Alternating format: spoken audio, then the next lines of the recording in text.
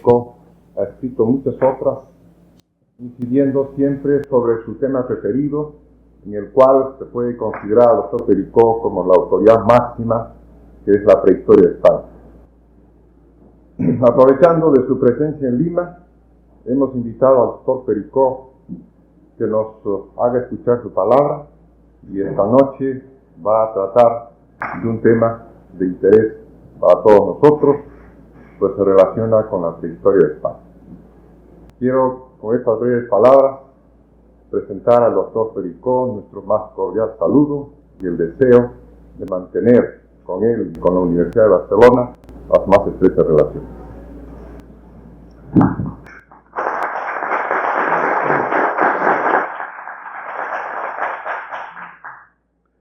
Señor decano, queridos colegas, señoras y señores. Hacía muchos años que había soñado con venir a tierras peruanas.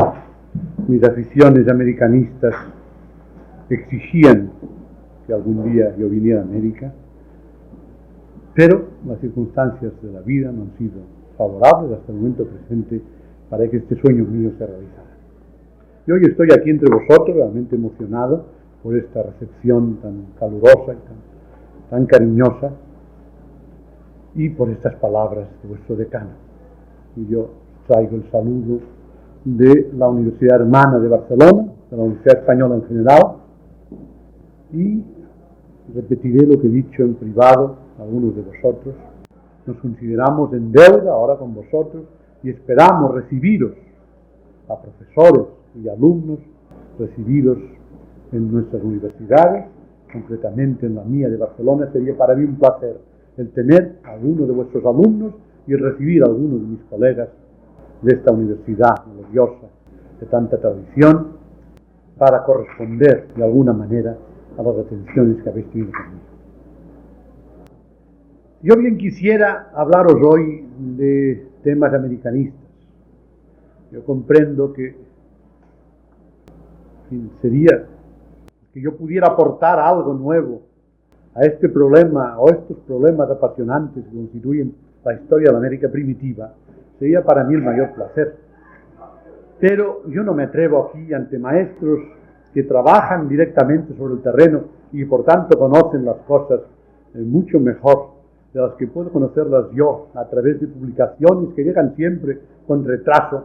No me atrevo yo a hablaros de problemas directamente relacionados con los que para vosotros son más inmediatos, más acuciantes. Pero, modestamente os traigo aquí hoy dos de los problemas más apasionantes, más sugestivos de la prehistoria española. Siempre tienen, claro, el valor del método, tienen además para vosotros, están unidos también a nuestras cosas naturalmente, tienen siempre un valor de apreciar así algunas de las raíces de nuestra España, y por otra parte, de alguna manera, sobre todo uno de ellos, especialmente uno de ellos, de alguna manera tiene alguna repercusión también en la solución del problema apasionante como quizás ninguno más en la historia de la cultura humana, que es el problema del poblamiento y del origen de la cultura del continente americano. Estos dos problemas españoles son, por una parte, el solutrense, por otra parte, la escritura ibérica. Son dos temas que entre sí, diríamos, no tienen nada de común. Vamos a dedicarles un rato a cada uno. Respecto del solutrense, ha constituido estos últimos años una de mis grandes pasiones. La providencia puso en mi camino un yacimiento, de estos yacimientos como hay en cada país, unos pocos, de esos yacimientos claves, de esos yacimientos que contienen en sus metros de niveles páginas y páginas del pasado de un país. Y este yacimiento, la cueva del Parpalló, me proporcionó algunas sorpresas, algunos datos nuevos que todavía no hemos podido obtener de ellos todo el fruto que sin duda alcanzarán. Aún no hemos podido terminar el estudio de los materiales del Parpalló. Parpalló nos ha proporcionado miles de piezas de hueso, cientos de miles de piezas de sílex, que, y en fin, hablando ante un decano, se dará cuenta de la verdad de lo que digo.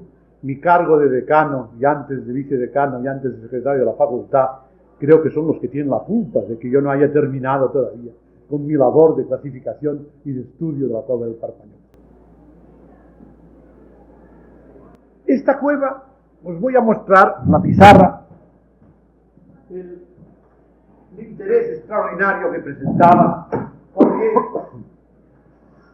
si hacemos un corte de sus niveles, nos encontramos con que poseía 4 metros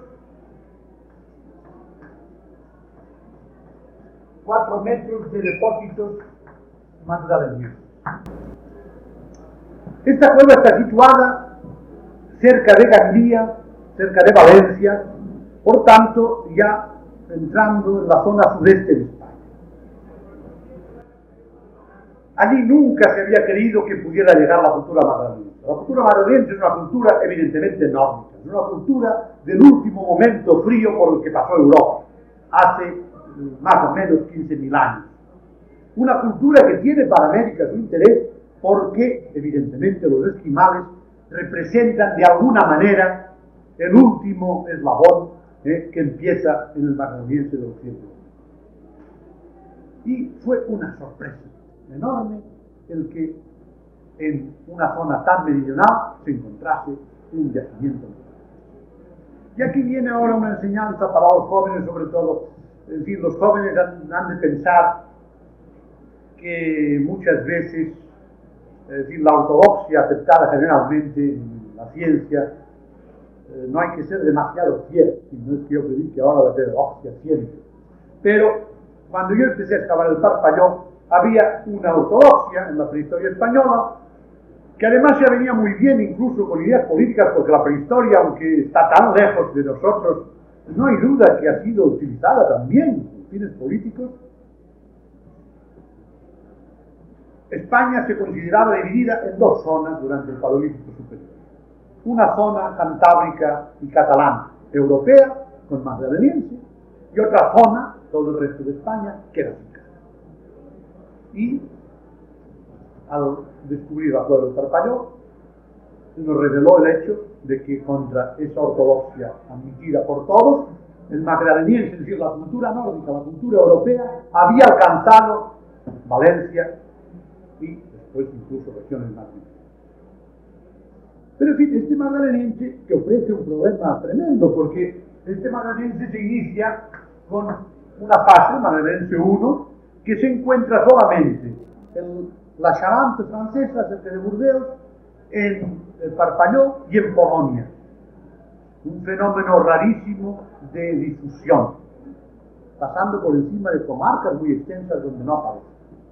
Pero bien, este magdaleniense sellaba, por decirlo así, una serie de niveles solutenses que llegaban hasta más de 7 metros de profundidad, y en este solutense apareció el tipo de punta de flecha de aletas y pedúnculo característico del neolítico. En fin, aunque sea una anécdota, os diré que la primera punta que salió, y eso interesa también a los jóvenes, la primera punta que salió me dio tal disgusto que ahora estas puntas mis obreros las llaman de una exclamación en mi lengua vernácula que lancé cuando salió, les llaman limones, diablos. Y la segunda que apareció iba a ser tirada por el obrero que la encontró, cribar la tierra para no darme otro disgusto. Bien, yo me he pasado 20 años divulgando la existencia de estas piezas.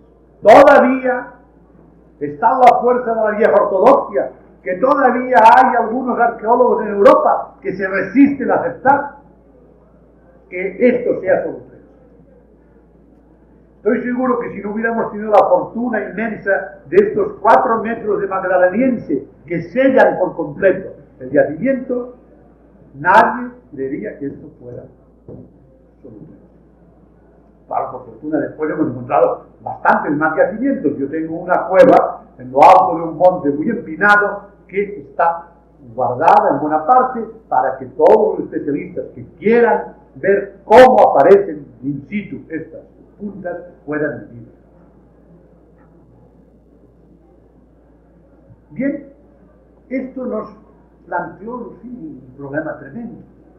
Es como si descubriéramos ahora que los romanos tenían, en fin, usaban el teléfono, la máquina de escribir, evidentemente, era un arma poderosísima en manos de los solutenses, estas puntas de flecha, con el tamaño de puntas de flecha. Lo curioso es que, hablando hace pocos días con el profesor de Benz, profesor de Moscú, que estaba en el Congreso de Antropología de Filadelfia, me dijo, es lo mismo que nos ha pasado en Rusia. Hemos encontrado en un yacimiento solutense de Rusia, de Konstiensky, unas puntas de tipo neolítico que muchos de mis colegas no querían hacer. También se ha producido el mismo fenómeno. Claro, yo después he pensado muchas veces, ¿cuántos hallazgos de este género se habrán realizado? Y se habrán tirado o se habrán dado de lado pensando, esto es neolítico, esto está aquí, que ha caído, por fin, ha removido el suelo, etc. La prueba de ello está en que Louis Siret, el famoso arqueólogo belga que trabajaba en España, tenía una serie de puntas de ese tipo, solutenses, y nunca se había atrevido a publicarlas para que no dijeran que era un ignorante, que daba como solutenses las puntas neolíticas. Y yo he pensado muchas veces en los aficionados franceses. Francia es un país con multitud de investigadores, quizás demasiado, no hay pueblo donde no haya 2 o 3 coleccionistas. Y, claro, el hallazgo de una punta de ese tipo pues confunde a cualquiera. Y efectivamente, hace pocos meses, Harper Kelly, el arqueólogo del Museo del Hombre de París, acaba de publicar un artículo, ha encontrado en los archivos del Museo del Hombre, ha encontrado un diario de excavaciones donde aparece dibujada una punta de ese tipo en un nivel superior. Pero tal es la fuerza de la ortodoxia que nadie había hecho caso. Por fortuna, el Parpaillot nos dio con la estratigrafía segura y con la presencia de más de 50 de esas puntas in situ, perfectamente in situ, nos permitió que se nos revelase el hecho de que los solutenses habían inventado ya la punta de la letra superior.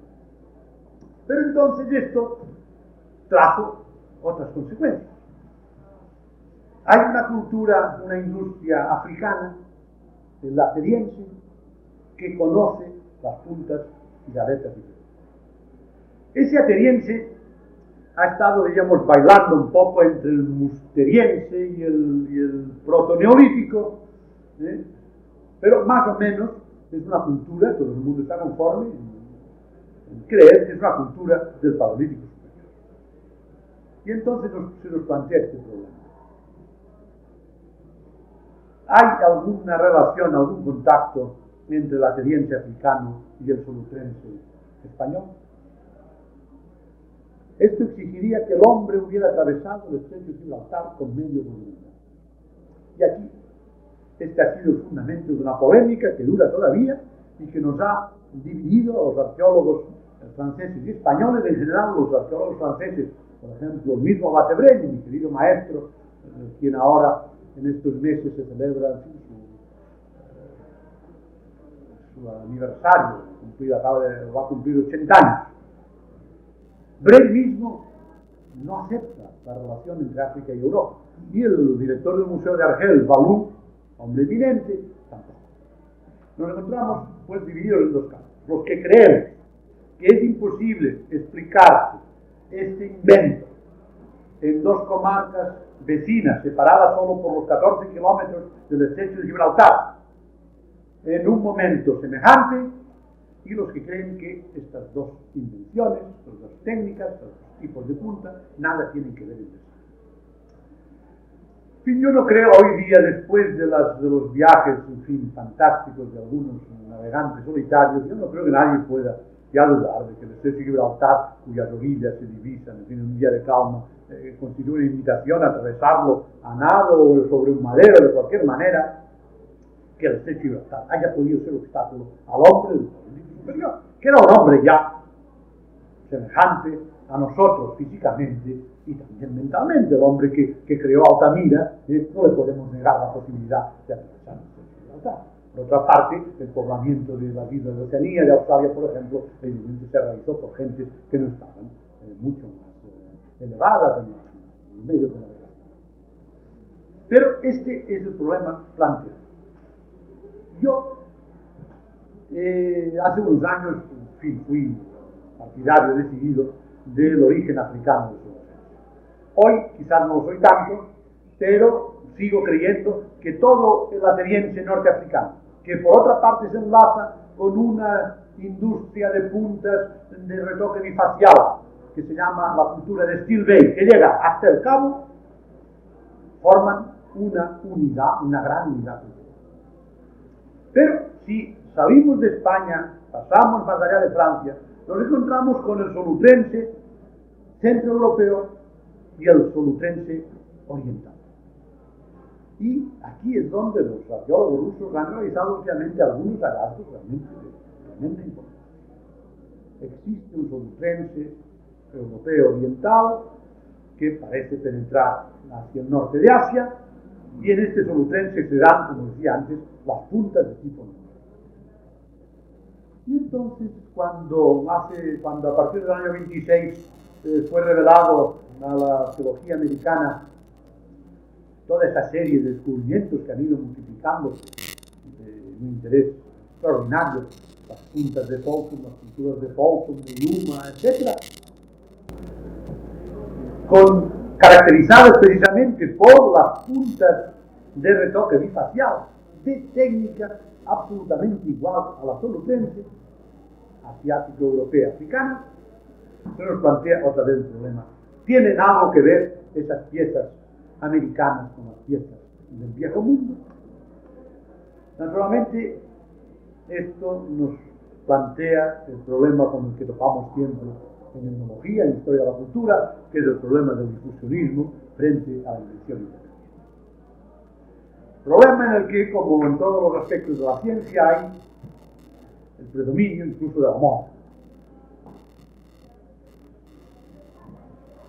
Hoy día me parece que tras los hallazgos de Alaska, de Canadá, de estos complejos de tipo paleolítico superior del viejo mundo, estos complejos con buriles, por ejemplo, no es posible negar la probabilidad de que las puntas de retoque bifacial americanas sean el último eslabón de una cadena que empieza donde queráis, pero en fin, que tiene sus últimos eslabones más extremos en el sur de África. Entonces tendríamos así, en una época que más o menos se puede situar entre el 20 y el 15.000, 20.000 años, 15.000 años, tendríamos una técnica que, llevada por gentes quizás, probablemente de razas distintas, una técnica parecida desde el fondo de África hasta el fondo de América. Porque evidentemente estas puntas de Folsom o folsomoides se encuentran ya en México. Mi discípulo Abeleira ha encontrado en Iztapan, por ejemplo, junto a huesos de mamut, esas puntas, y esta mañana el doctor Muelle me enseñaba unas piezas encontradas, cierto, superficialmente, cerca de Lima, que tienen pequeños detalles en su factura que hacen pensar también en algo folsomoide. Y entonces es posible que un día vengamos a considerar que hubo un momento en que se difundió por todo el mundo, desde el fondo de África hasta el extremo de América, una misma industria de puntas de flecha o de dardo, porque no todos los pueblos que usarían esas puntas usarían el arco, de retoque bifacial. Este es un problema apasionante, En Europa estamos divididos, en fin, después de mis trabajos han aparecido los trabajos de la señorita Freud en Alemania, reivindicando de nuevo la paternidad del Complutense para las regiones del centro de Europa. Evidentemente estamos en los comienzos de la investigación. Nos faltan sobre todo datos geológicos, la correlación de etapas geológicas entre esas industrias africanas y las europeas nos falta incluso la correlación exacta, precisa entre nuestros hallazgos de España y los hallazgos de Europa. Todo el paleolítico europeo está revisando la vieja concepción, y eso también es interesante para los alumnos. Claro, todas estas divisiones en que nos basamos siempre, paleolítico inferior, musteriense, son nombres que les hemos dado a nosotros. Nombres que establecemos una división tan caprichosa como puede serlo la división de la media de la moderna. En historia eso no causa un gran perjuicio porque todos podemos perfectamente situar un hecho que tiene una cronología precisa, pero en prehistoria a veces esto causa daños enormes, porque no, esto no puede ser porque esto es musteriense y esto ya es auriñaciense. Señores, ¿quién ha establecido la separación entre musteriense y auriñaciense? Nosotros, arbitrariamente. Es muy posible que estas dos cosas sean de la misma época, aunque tengan etiquetas distintas, porque aquí, en una comarca determinada, el musteriense ha perdurado. Parece una perogrullada, pero indica solamente que nuestra ciencia es muy joven. Pero estamos descubriendo el fenómeno de la perduración. Podéis decir, eso ocurre a cualquiera enseguida, que las cosas perduran. Pero nuestra ciencia es joven y ahora es cuando empezamos a darnos cuenta de que la perduración muchas veces puede explicar cosas que de otra manera no se explican bien. Vamos a proyectar un momento algunas de estas piezas.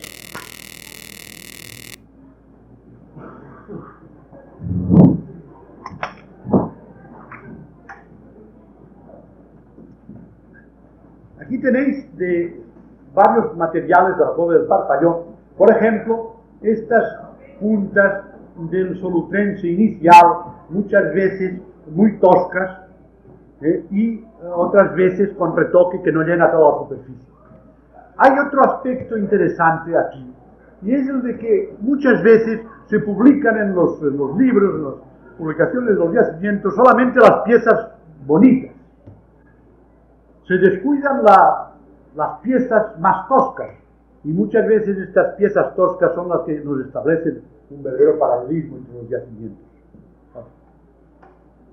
O aquí, por ejemplo, en que tenéis la aparición de un elemento que no tengo tiempo de hablar de ello, ya en el solutrense español, estas piezas de la parte central de la zona inferior, estos microburiles. Yo espero que algún día el microburil aparecerá también en América. Es una pieza muy pequeña, muy peculiar, que no sabemos incluso si no sería más que el defecto de fabricación de otras piezas, acaso un instrumento de cirugía delicada para los sesos primitivos, pero que se suponía propia del capsiense africano y que aparece en Romanelli, en Italia, y en la cueva del Parpalló ya en niveles muy antiguos. Aquí, en fin, siguen estos elementos y sobre todo la parte inferior. La parte inferior, algunas de esas piezas de retoque graveciense que suelen acompañar en el occidente de Europa a las industrias solutrenses. Es otro problema, en fin, que no hemos entendido. Y aquí tenéis ya algunas de las piezas solutrenses del Parpalló. Evidentemente estos primitivos antepasados nuestros eran gente de una gran fantasía y, como veis, con una gran variedad. Las puntas son a veces de formas raras, muy distintas del tipo normal de neolítico, y algunas veces son de una perfección rarísima, como esas dos piezas de la izquierda, y hay una cosa. Aquí tenéis a las piezas mejores, las de retoque más bello.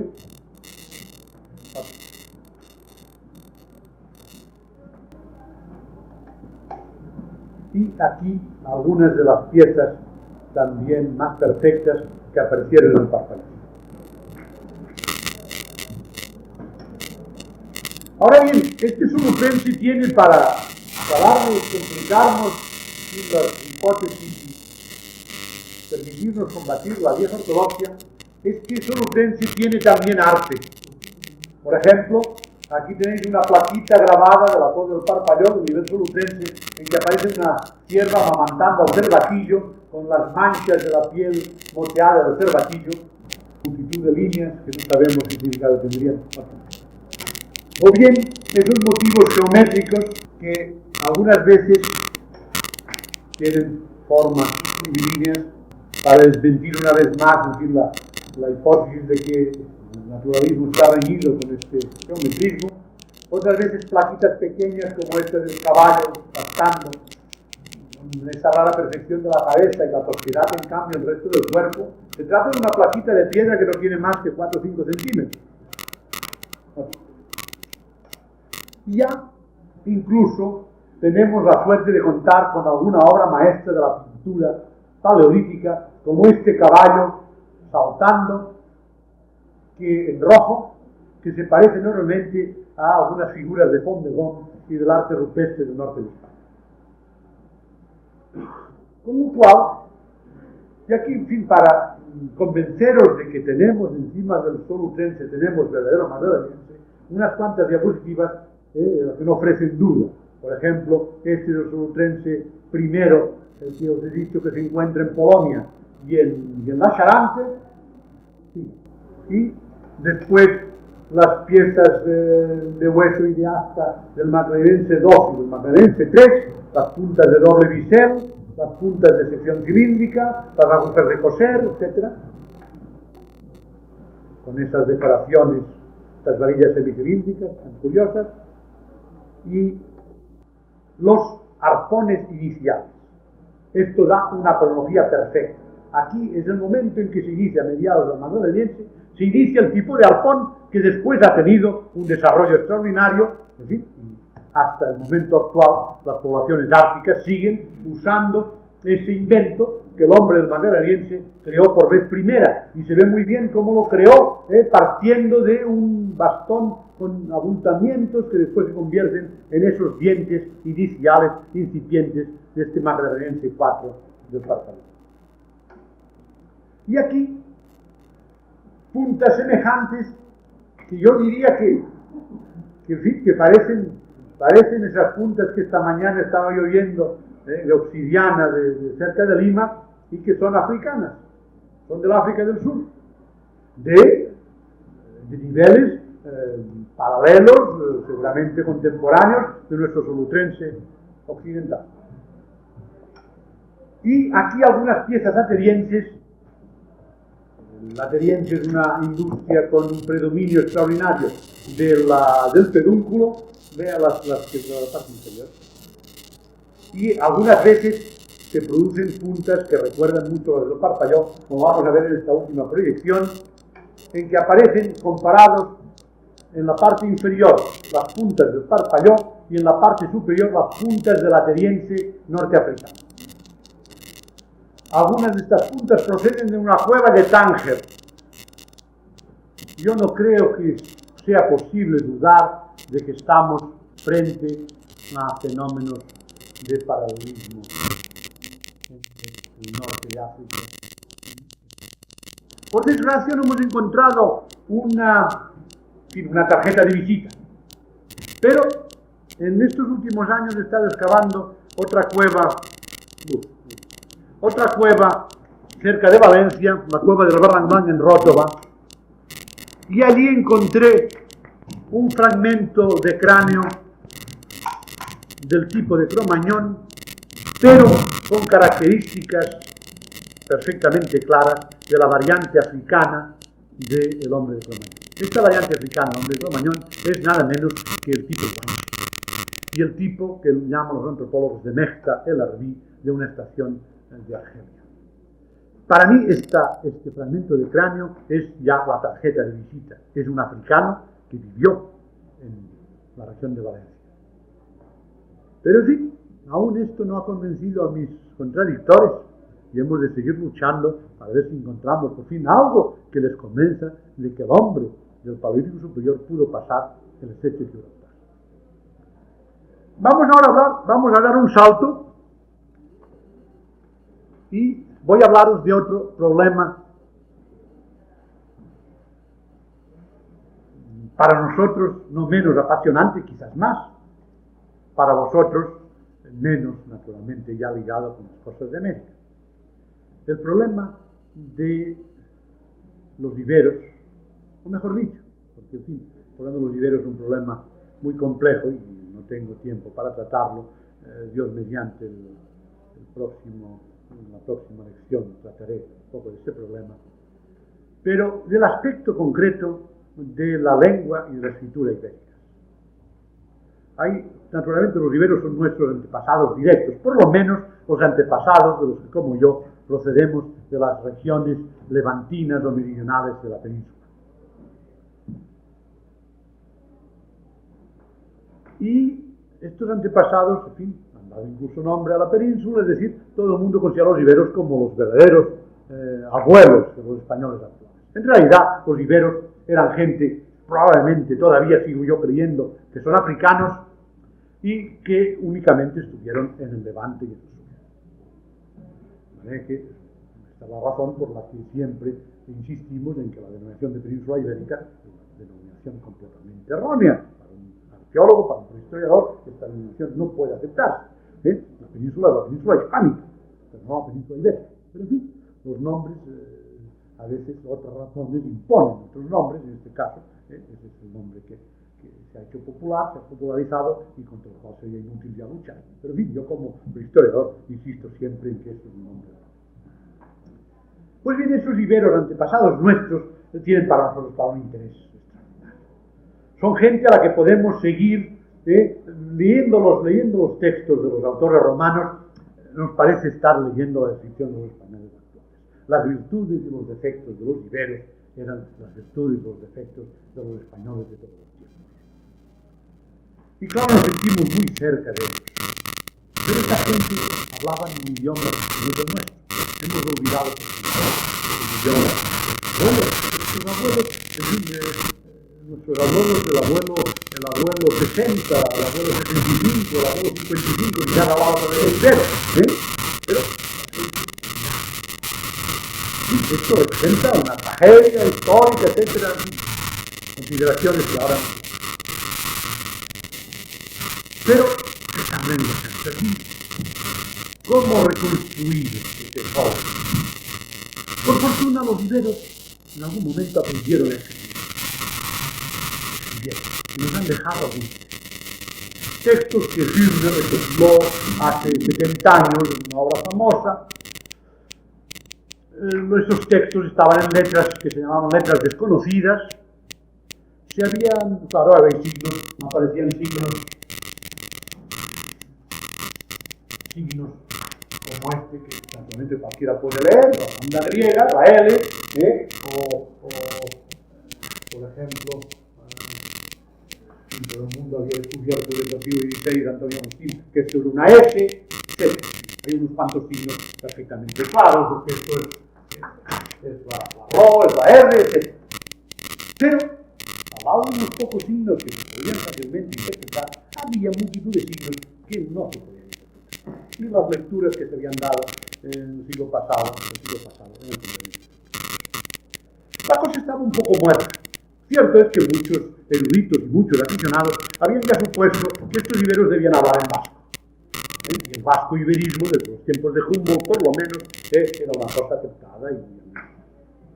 Pero esto provocaba una reacción en nuestros amigos vascos, que, en fin, tenían a los iberos, como mi querido colega y maestro Aranzadi decía siempre, que nos han de haber enseñado los iberos.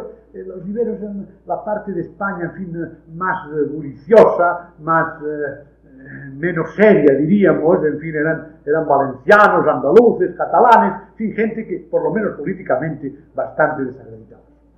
Y claro, los vascos no querían nada con los iberos. Nosotros no tenemos nada que ver con los iberos. Si acaso, los vascos hemos dominado España.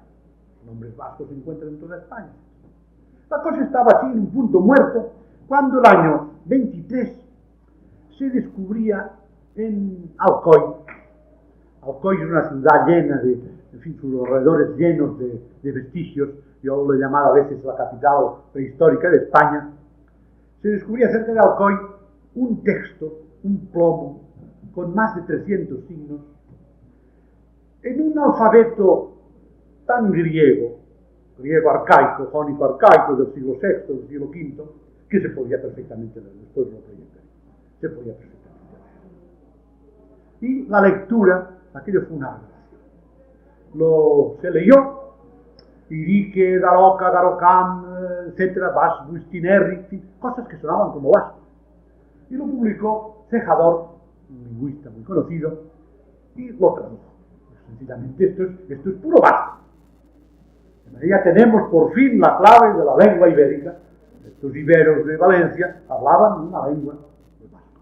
Ahora, la traducción resultaba una traducción grotesca, en fin, eran unos borrachos que en una noche de tormenta llamaban a una casa, los de la casa no les querían abrir, etc. Uno se preguntaba cómo aquellas gentes que debían escribir con dificultad, y además había muy pocos que supieran escribir, cómo iban a malgastar, en fin, para una cosa así, que parecía un diálogo de una comedia muy seca, ¿no? Absolutamente, eso no puede ser. Y se produjo la reacción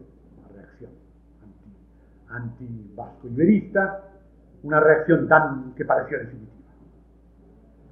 Hubo un americano que tradujo también el famoso plomo de Alcoy, un chileno, Taller Ojeda, que algunos de vosotros seguramente habréis conocido. Taller Ojeda, que había tratado temas de mitos, de mitología mediterránea, tradujo el plomo de Alcoy. Y encontró que estaba poco menos que escrito en catalán. Una serie de consejos. Tenía un cierto mayor sentido que la traducción de Cejador, porque realmente había una serie de consejos, de refranes agrícolas. Podía realmente ser así, pero en fin, la traducción también era descabellada. Pero aquel aldabonazo sirvió para que un hombre genial, Manuel Gómez Moreno, que ha cultivado con acierto campos muy diversos de la historia de la geología, estudiase la cuestión y llegase a dar con la clave de la escritura ibérica. Y después de Gómez Moreno, hoy podemos leer los textos ibéricos. Al mismo tiempo, el desarrollo de los estudios arqueológicos en España empezó a multiplicar los hallazgos. Yo tuve la suerte en el 28, en la primera excavación que realicé en el Reino de Valencia, descubrir un texto de más de 200 signos, un plomo arrollado, en la misma forma que aparecen en Grecia los plomos de carácter excavatorio, en fin, de tipo mágico, religioso, en la Bastilla de Mogent. Escritos en un alfabeto que no es el alfabeto ibérico del nordeste, es el alfabeto cartesio.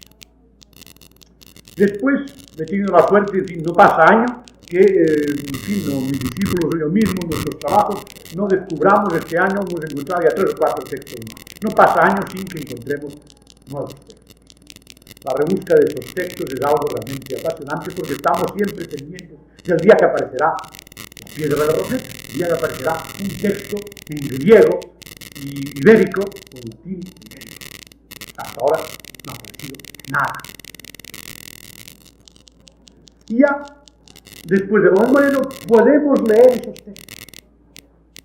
Podemos leerlos, pero no los entendemos. Seguimos por el enigma. El año 24 empecé yo las excavaciones de Liria. El poblado de Liria es un poblado ibérico a 25 kilómetros de Valencia, la antigua Edeta, una ciudad muy conocida, la capital de los edetanos, donde Sertorio tuvo una acción brillantísima contra Pompeyo. Y en el cerro de San Miguel de Liria, aparte de algunos plomos escritos, encontramos una cantidad de cerámica extraordinaria. Os proyectaré después algunos fragmentos, pero en el día próximo, en mi otra lección, proyectaré algunas piezas extraordinarias de cerámica ibérica. Esta cerámica ibérica, cuando aparece con escenas, pues es un poco, en fin, aunque muy modestamente, el paralelo de la cerámica griega o de vuestras cerámicas peruanas. Pues bien, uno de estos vasos tenía una escena de guerra, una escena de combate. un combate entre unas gentes que iban en unas naves y otras que estaban en tierra. Y debajo de la escena, había una inscripción así.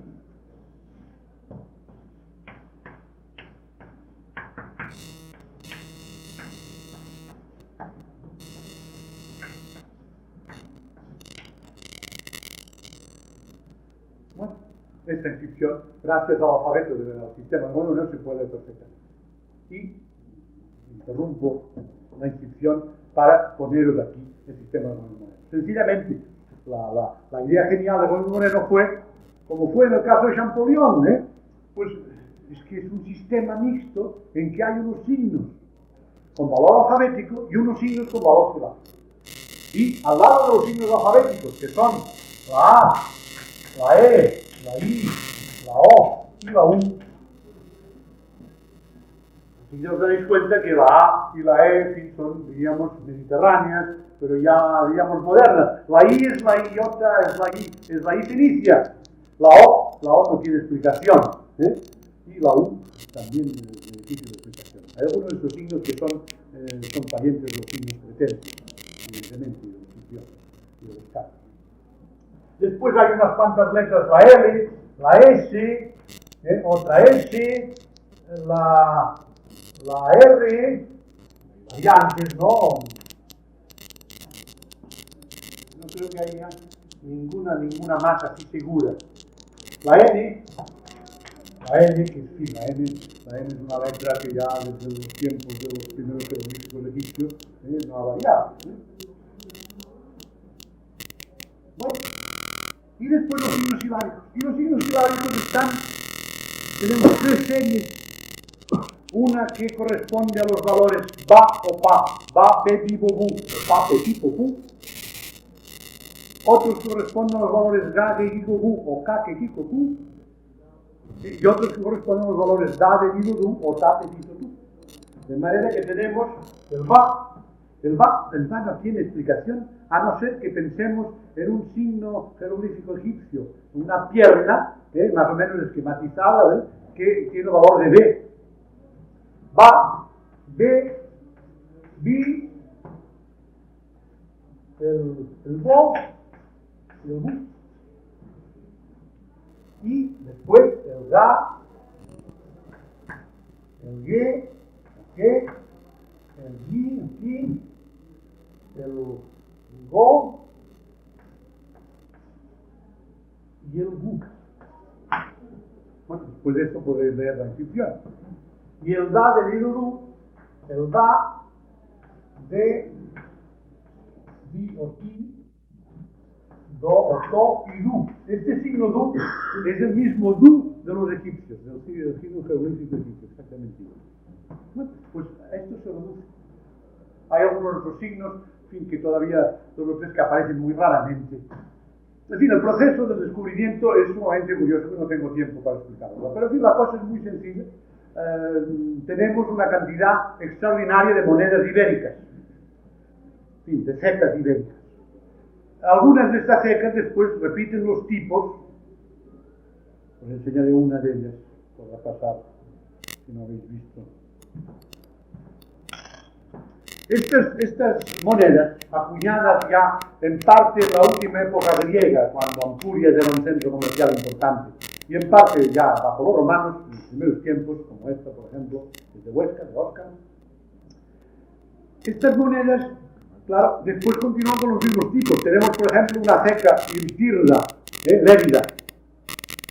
Y sabemos que aquellas monedas son de Lérida, son los mismos tipos. A continuación, unas veces están con un letrero latino, y otras veces con letrero ibérico. Alguna vez el que acuñaba las piezas, el que hacía los troqueles, que preparaba se equivocó. Y, por ejemplo, hay una moneda, no recuerdo la localidad, en que en vez de la I latina puso la I ibérica. Empezamos una letra, otro epígrafe nos da otra letra, y así fácilmente se explica este sistema. Bueno, ya después os hablaré de problema es eso. De manera que teníamos ese letrero, que se puede ver perfectamente. Gu, dua, dei, dea. Dua, dei, dea. Yo no soy filólogo, pero sí, compañeros míos que trabajaban a mi lado, tal, se iba a buscar, y esto pareció que era vasco clarísimo. Esto significaría llamada o grito de guerra. Dua, guerra, en vasco primitivo, dea, el verbo deicen, llamada o grito de guerra. Bueno, eso fue una bomba. Los optimistas dijeron, ya está resuelto, realmente el vasco se libera. Los vascos o los iberos hablaban vasco, o los vascos hablaban ibero, como queráis. Los eruditos vascos, en fin, recuerdo mi entrevista con el viejo don Julio de Urquijo, es falso, esta cerámica es falsa, está falsificada, esta cerámica no puede ser, no se resistía. Después han venido las críticas ya más objetivas de Carabaroja, de Tobar, los especialistas que han dicho, es muy raro, Gudúa, en fin, sí es guerra en vasco, pero es una raíz que no parece tan antigua, etc. Pero es que en Liria hay docenas de inscripciones, y en esas inscripciones aparecen nombres que suenan a la gente con vasco. Saldo Tibaite, saldo caballo, la guía, la partícula guía, como cosa, hecho, en fin. ¿Qué pensar de todo ello? En fin, el problema está subyudice. Pero hoy día incluso los más enemigos del vasco iberismo aceptan que probablemente por vecindad, por contacto, los vascos habían tomado palabras ibéricas, o los iberos habían tomado palabras del vasco. Que hoy ya nadie niega que ha habido un contacto y está abierta la posibilidad de que quizás el parentesco sea mucho mayor. Vosotros sabéis que el vasco actual, se le despoja de una serie de aportaciones del latín, del celta, y despojado de todas esas aportaciones queda un pequeño núcleo, el cogollo del vasco, diríamos, y es donde están esos elementos posiblemente ibéricos, tal vez por contacto. Pero esto plantea multitud de otros problemas. Esta moneda que os he pasado tiene esa inscripción.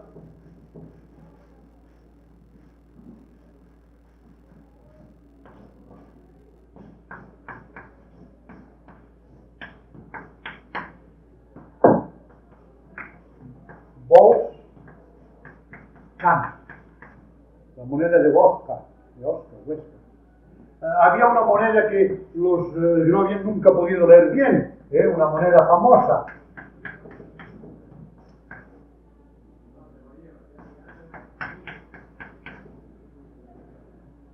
Decían, bueno, es que los iberos, como las lenguas semitas o tamiles, suprimían las vocales. Ahora se lee perfectamente. Perdón. Puesto una vez más. Bilbilis, Calatayud. Bilbilis. La famosa moneda que, en fin, para nosotros tiene el valor de documentarnos el primer nombre de Barcelona. No hay más que un ejemplar, del siglo II o III antes de Jesucristo. Barqueno. Es que la forma realmente auténtica de Barcelona, Barqueno. O la de una ciudad vecina de Barcelona, Bétulo, Badalona. Claro, algunas de estas monedas nos dan formas, por ejemplo, estas formas. Untiquesquen aparece en unas monedas que, aunque no dijeran Untiquesquen, sabríamos de dónde son por los tipos que se continúan después bajo la época romana, son las monedas de Ampurias. La famosa colonia de Ampurias, Emporio, que es la ruina más importante de todo el occidente del Mediterráneo. Emporio ha tenido la suerte que no ha tenido Marsella, por ejemplo, de que no se ha edificado nada encima. Se destruyó por las invasiones de la Edad Media, los normandos, etc. Las arenas recubrieron la ciudad y hoy tenemos en Ampurias pues la mejor ruina de Occidente. Las monedas de Ampurias llevan esta inscripción, Untiquesquen. Pero hay una serie de otros nombres, las Narosquen, las de Narbona, Ausesquen, las de Ausa, Vic, etc. Con esa terminación, evidentemente se trata de un genitivo plural, porque las monedas las monedas griegas llevan emporiton, de los emporitanos, y aquí dice de los indigetes. Los indigetes, sabemos por los textos que eran los habitantes de Ampurdán, la comarca del nordeste de España, que, en fin, yo como ampurdanés os recomiendo, lo visitéis cuando podáis, tiene grandes bellezas, y que se llamó Ampurdán de Ampurias, Emporio, precisamente. Pues bien, estamos ante un juicio popular, no hay duda. Es decir, que con eso empezamos a poder elaborar una gramática. Bueno, hoy día Tobar, Caro Baroja, los filólogos sujarantes, los basquistas, ya conocen ya una serie de casos, el dativo plural, el nominativo plural, el femenino plural, etc. Estamos empezando a vislumbrar una gramática. Y algunos de los textos, por ejemplo, el bronce de Luzaga, permite un comienzo de traducción. El bronce de Luzaga, evidentemente, es un bronce de hospitalidad, con varias ciudades que se ponen de acuerdo, en fin, entre sí, hay una serie de nombres de ciudades muy claras, y permite un comienzo. Tobar ha hecho un comienzo de lectura. Estamos, en fin, casi a punto de llegar a la orilla, ¿no? Estamos con la sensación de que nos estamos acercando al descubrimiento de la mente del ibérico. Pero estas gentes, ¿de dónde tomaron este sistema? Claro, los arqueólogos estamos un poco también peleados por la cronología de la cultura ibérica. Algunos de mis colegas pretenden que lo ibérico, los iberos, para decirlo en términos un poco así esquematizados, los iberos, en fin, todos sabéis que se ha presentado a los iberos como los defensores de la independencia española. Los grandes guerreros que lucharon contra Roma. Pero hay otra versión que no deja de tener sus razones. Los iberos serían una especie de colaboracionistas que ayudaron a los romanos, y los romanos entonces les ayudaron contra los celtas, les dieron terrenos, etc. Y serían los romanos los que darían a los iberos el sistema de escritura. Pero ¿cómo a los romanos se les ocurriría dar a los iberos un sistema con esos signos raros, con esos signos largos? No tiene sentido. Por fortuna tenemos esos textos tartesios. Tartesios, todos sabéis, Tartesios es un mito, es un enigma. Hay quien ha supuesto que Tartesios corresponde a la Atlántida. Mi querido maestro, ya, en fin, en los últimos términos de su vida, por desgracia, Adolfo Schulten, ha dicho que la Atlántida es sencillamente Tartesios, la reposición de Tartesios. Tartesios es para los españoles algo obsesionante, porque en fin, es la cultura de lo mejor de España entonces, Andalucía. Sería la raíz realmente de la verdadera cultura española. Por ahí entraría incluso el culto al toro, en fin, y tantas otras cosas. Los romanos y los griegos nos hablan de los tartesios como gente, en fin, los describen con genio alegre, con la afición al baile, etc. Ese es el retrato del pueblo andaluz, evidentemente. Pues bien, de Tartesio no tenemos nada, por desgracia. Tenemos nada, pero tenemos textos. Tenemos media docena de textos importantes. Y esos textos están en un sistema parecido a este. Parecido, solamente. Así como este se escribe de izquierda a derecha, que se escribe todavía de derecha a izquierda. Y el sistema tartesio aún no lo hemos podido descifrar del todo. De manera que los textos tartesios aún no podemos leer. Y claro, los tartesios, con ese sistema arcaico que llega sin duda al siglo VII o VIII antes de Jesucristo, nos ligan todo ese mundo ibérico con el mundo oriental mediterráneo.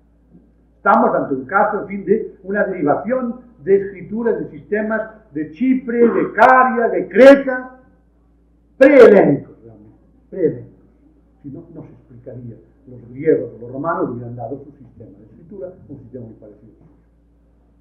De manera que este problema resulta doblemente apasionante por el hecho de darnos la razón a los que creemos que realmente Tartesios existió. Es decir, hubo una cultura tartesia. No sabemos si hubo una ciudad, una gran ciudad que se llamase Tartesios. Es posible que no, que fuera una simple factoría, pero existía un imperio y existía una cultura, evidentemente. Si no, nos explicaría la escritura. Por otra parte, Andalucía está casi virgen de exploraciones.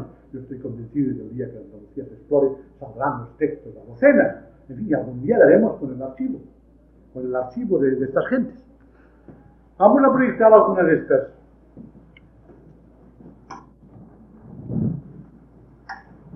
Aquí tenéis el famoso plomo de Alcoy, que cualquiera de vosotros puede leer, porque en fin, empezando por la parte superior, Irique, Oriti, Garocan, Dadula, Bas, Buistinerri, Bagarok.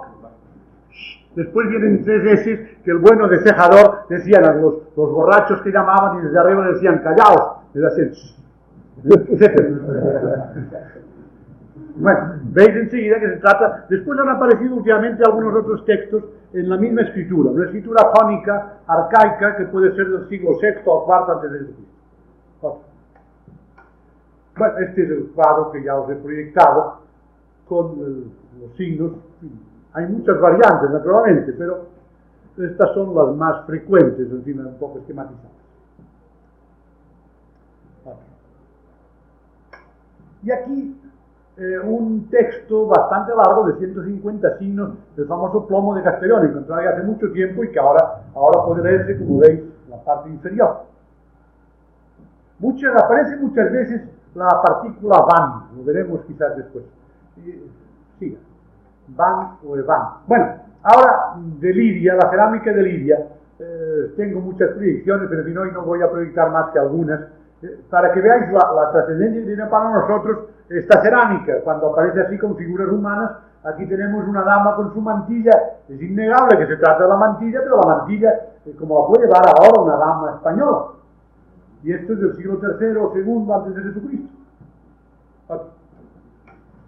Y aquí debajo del molino, de este molino de mano que aparece aquí, hay veis un pequeño, en fin, el plomo arrollado cuando se descubrió en una habitación del poblado de Mogente, en el sur de la provincia de Valencia. Esto también es cerámica de la vida del proyecto, porque es la primera suerte de tauromaquia que se conoce en la historia del toreo español. Yo no sé si los autores de esos libros, que ahora son bastante frecuentes, de historia del toreo, lo han recogido o no. Pero, evidentemente, esa es la primera vez que vemos unos individuos allí que están en una suerte difícil de calificar o de clasificar, parece como si fuera un vaso ante un toro. O estos vasos recargados, con estas escenas de lucha, de torneo, de guerra. O esta danza, este vaso que yo tuve, en fin, enamorado como soy de la sardana, que bauticé con el nombre de vaso de la sardana. Una danza preciosa que recuerda el texto de Estrabón, que nos refiere a que las mujeres de la Bastetania bailaban en círculo, cogidas de las manos. Con los músicos, un hombre y una mujer, 3 hombres y 4 mujeres, las que veis que la primera lleva muchas joyas, la segunda un poco menos, y las otras 2 van más pobremente adornadas. Este fragmento, que es precioso porque es la primera vez que aparece el granado en España. Los hombres están encaramados recogiendo granadas, un granado muy toscamente dibujado, es cierto, con su dardo, con su espada. Y ahora aquí el vaso de la inscripción famosa, Gudúa de Itzea, con unas naves planas, sin duda de albufera, de río, con la proa de jabalí, con una especie de vela o de enseñas, con unas construcciones que parecen palafíticas y no son arcos sino escudos, porque los iberos no utilizaban el arco, dardos arrojadizos y escudos, y debajo la inscripción famosa. Y otro, como muestra, ya una lápida en piedra, que parece realmente una lápida imitada en una lápida egipcia, con esa especie de frontón cuya inscripción no se puede leer, es completamente arbitraria, y lo demás se lee bastante bien. O este vaso de Lidia, que es una pena que no, a pesar de que lo hemos buscado con afán, no hemos encontrado los otros trozos, y que tiene, como veis, una serie del caballo sale, seguramente con carácter onomatopeico, repetida el signo, el sonido, be. y está al revés, pero en fin, hay una serie de palabras que terminan en van.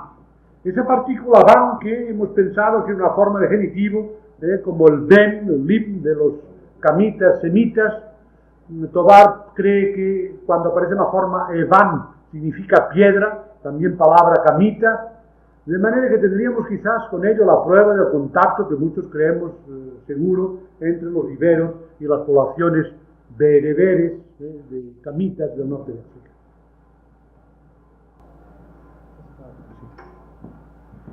Este es el estado actual, en fin, un poco esquematizado naturalmente, de la cuestión ibérica. Por fortuna, yo calculo que hay en España por lo menos 5.000 ciudades ibéricas por excavar. Y hasta ahora no hemos tenido un archivo real de aquellos régulos, aquellas gentes, y eso nos dará la clave de la lengua de estos abuelos nuestros que sentimos tan cerca de nosotros, a pesar de que abandonamos muchas de sus cosas para tomar las cosas que de Roma nos vinieron. En fin, yo no sé si estos temas nos han interesado profundamente, a nosotros, claro está, nos apasionan, pero de alguna manera creo que tienen un valor de método y de ilustrativo para mostraros qué problemas estamos cultivando, qué problemas tratamos de resolver y cómo podemos hacer un intercambio de métodos, de sistemas, de trabajo, y tal vez, incluso por estos caminos, lleguemos un día a encontrar algunas rutas entre nuestro viejo mundo occidental y América. Para el solutrense, yo creo en este lazo, pero incluso me atrevería a pensar que tal vez algunos de esos elementos del occidente del Mediterráneo que llegaron a las Canarias, que pudo quizás llegar a América. Yo no excluyo ya pensar que en estos últimos años hemos podido comprobar que en la edad del bronce, con embarcaciones que debían ser rudimentarias, Avieno nos habla de unos esquifes de pieles. Con esas naves tan rudimentarias navegaban en la edad del bronce, hace 3.500 años, de Irlanda a Canarias. En Canarias, islas difíciles, de acceso difícil, en Canarias encontramos hoy día, se conocen una serie de grabados rupestres que no ofrece duda que son hechos por las mismas gentes que hicieron los de Bretaña y los de Irlanda. Y claro está, no es imposible. Canarias está a 3.000 kilómetros, un poco más de 3.000 kilómetros de América, que alguna vez pudiera llegar aquí algún hombre, algún perdido navegante venido del Mediterráneo, con algún elemento cultural que, claro está, que aislado tal, se puede haber perdido o puede escapar dentro del cúmulo de cosas que la rica América después contuvo. En fin, y nada más, sino agradeceros vuestra atención.